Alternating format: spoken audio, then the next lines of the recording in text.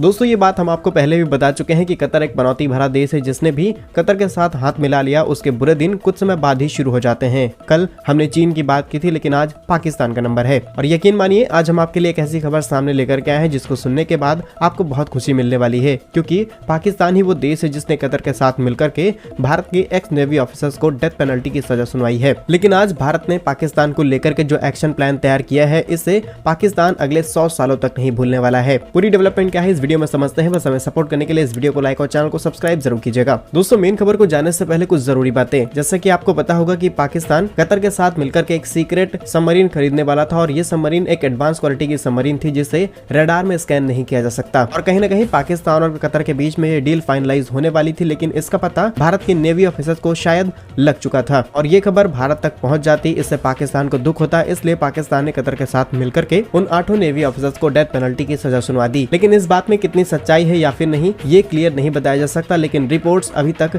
यही बता रही हैं। लेकिन अब भारत ने पाकिस्तान की नींद उड़ाने वाला काम किया है, जहां आज भारत ने एक ऐसे देश के सामने वो दरवाजे खोल दिए हैं जिसके लिए आज तक दुनिया के कई बड़े देश परेशान रहे हैं। और इंटरेस्टिंग चीज ये है कि भारत ने जिस देश को इन्वाइट किया है, ये पाकिस्तान का काफी बड़ा डिफेंस पार्टनर रहा है। जहाँ दोस्तों हम बात कर रहे हैं स्वीडन की, और आप यकीन मानिए कुछ समय बाद स्वीडन भी अपने डिफेंस इक्विपमेंट्स पाकिस्तान को बेचना बंद कर देगा। आपको याद होगा फ्रांस काफी लंबे समय तक पाकिस्तान को डिफेंस इक्विपमेंट्स बेचता रहा है, लेकिन जैसे ही भारत के अंदर उन्होंने प्रोडक्शन चालू किया, भारत को एक्सपोर्ट करने शुरू किए, पाकिस्तान से उनकी पूरी सप्लाई कट हो गई। और इस बार स्वीडन के साथ ही कुछ ऐसा होने वाला है, जहां कुछ दिनों पहले ये खबर सामने निकल के आई है कि भारत ने पहली बार FDI यानी कि फॉरेन डायरेक्ट इन्वेस्टमेंट अलाउ कर दी है डिफेंस सेक्टर में, वो भी 100%। और सबसे पहले ये इन्वेस्टमेंट प्लान दिया गया है स्वीडन की कंपनी साप को, जो भारत के अंदर रॉकेट्स मैन्युफैक्चर करने वाली है। जहां अभी तक भारत में से 74% FDI डिफेंस सेक्टर में अलाउ था, वो भी ऑटोमेटिक रूट से, लेकिन अब इसे 100% किया जा रहा है। और सबसे पहले ये परमिशन स्वीडन की कंपनी को दी गई है, यानी कि फ्यूचर में हम स्वीडन से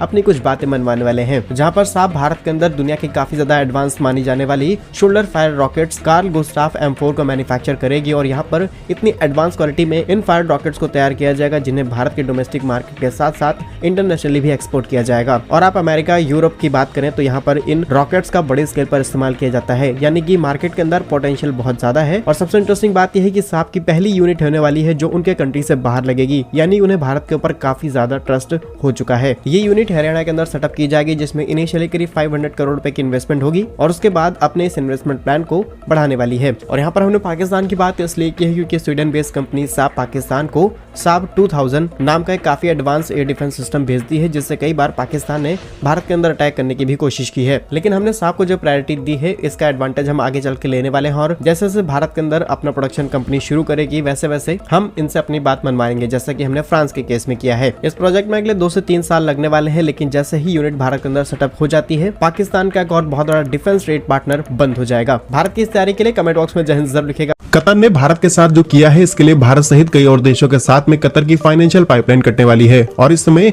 यूरोप, यूनाइटेड स्टेट, जर्मनी जैसे देश भारत की ओर झुकते हुए नजर आ रहे हैं। आपको बता दें कि कतर की GDP का 70% से भी ज्यादा हिस्सा ऑयल एंड गैस को बेच करके आता है, और जब रशिया यूक्रेन वॉर शुरू हुआ तो अमेरिका सहित यूरोपीय देशों ने रशिया के ऊपर सैंक्शंस लगाए। लेकिन इन देशों को अपनी ऑयल एंड गैस की जरूरतों को पूरा करना था, इसलिए इन्होंने अपनी सप्लाई चेन कतर के साथ में स्विच कर ली। उसी समय सेल जैसी बड़ी बड़ी कंपनीज के साथ में 27-28 साल के लिए पार्टनरशिप की गई, और कतर को ये बात लग गई कि अब हमारी जो फाइनेंशियल पाइपलाइन है वो करीब 27-28 या फिर 30 सालों के लिए पूरी तरीके से सिक्योर है। लेकिन कतर को इस बात का अंदाजा नहीं था कि अमेरिका, यूरोप और भारत जैसे देश बैकफुट पर जिस तरीके से काम कर रहे हैं, और लगातार रिसर्च एंड डेवलपमेंट की जा रही है कतर के अल्टरनेटिव्स पर, कतर को इस चीज की भनक अभी तक नहीं लगी है। और अब जब रिपोर्ट सामने निकल के आनी शुरू हो चुके हैं, तो कतर के अंदर एक अलग सा डर देखा जा सकता है। आइए छोटे से वीडियो में इस पूरी डेवलपमेंट को समझते हैं। बस हमें सपोर्ट करने के लिए इस वीडियो को लाइक और चैनल को सब्सक्राइब जरूर कीजिएगा। जैसा कि आप रिपोर्ट्स में देख सकते हैं कि यूनाइटेड स्टेट और यूरोप ने रशिया से अपने गैस की सप्लाई चेन को स्विच करके कतर के ऊपर शिफ्ट कर लिया, और वहीं दुनिया की काफी बड़ी जानी मानी oil and gas company Shell के साथ में करीब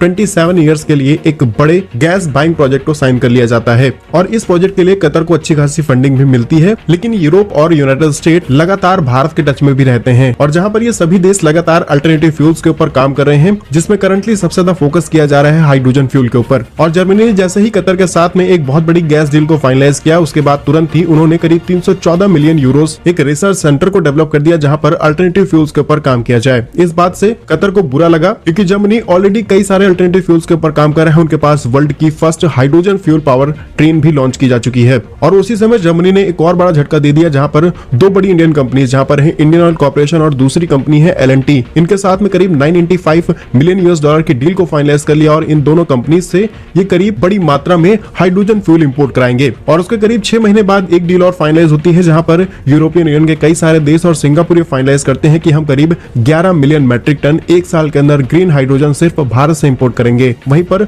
बोइंग और रोल्स रॉयस जैसी कंपनीज अपने हाइड्रोजन पावर इंजन टेस्ट कर रही हैं और उन्होंने भी क्लियरली बोल दिया है कि हम हाइड्रोजन सिर्फ भारत से ही इंपोर्ट करेंगे। यदि आप ध्यान से देखें तो सीरियल वाइज एक से बड़े एक देश भारत के साथ में जुड़ते चले जा रहे हैं अल्टरनेटिव फ्यूल्स को लेकर के। वहीं कतर जैसे देशों की 70% अर्थव्यवस्था सिर्फ उनके तेल को बेच करके आती है। लेकिन अभी भी हमारी कतर के साथ टेंशन खत्म नहीं है, क्योंकि अभी भी हमारी LNG की करीब 50% सप्लाई कतर से आ रही है। इसे तो हम किसी और देश के साथ में स्विच कर सकते हैं, लेकिन चाइना और पाकिस्तान जैसे देश अभी भी कतर के काफी अच्छे दोस्त हैं। जहां पर चाइना और पाकिस्तान डायरेक्टली भारत के ऊपर तो कोई टिप्पणी नहीं कर सकते, लेकिन कतर के साथ मिलकर के कई बार इन्होंने भारत के ऊपर सवाल खड़े किए हैं। और 2021 के डेटा के मुताबिक इंडिया ने कतर से करीब 7.5 बिलियन यूएस डॉलर की गैस इंपोर्ट कराए थे, वहीं चाइना ने 5.94 बिलियन यूएस डॉलर के। यानी कि अगर हम कतर से अपनी सप्लाई स्विच कर लेते हैं और कई और देशों को हम हाइड्रोजन फ्यूल एक्सपोर्ट करना शुरू कर देते हैं, लेकिन कतर अभी भी अपनी गैस चाइना के अंदर एक्सपोर्ट करेगा। और कतर और चाइना ने अपने रिलेशंस को और ज्यादा स्ट्रॉन्ग करने के लिए 1988 के अंदर एक स्ट्रॉन्ग रिलेशनशिप को साइन किया, जहां पर डिप्लोमेटिक रिलेशंस दोनों ही कंट्रीज के बीच में और ज्यादा स्ट्रॉन्ग किए जा सके। लेकिन क्या आपको लगता है कि कतर अपनी LNG की सप्लाई चाइना के अंदर लार्ज स्केल पर कर पाएगा? क्योंकि ऐसा नहीं हो सकता, क्योंकि कतर चाइना के अंदर जो LNG एक्सपोर्ट करता है वो चाइना के कंजम्पशन का सिर्फ कुछ % हिस्सा है। अभी भी चाइना की जो लार्जेस्ट सप्लाई है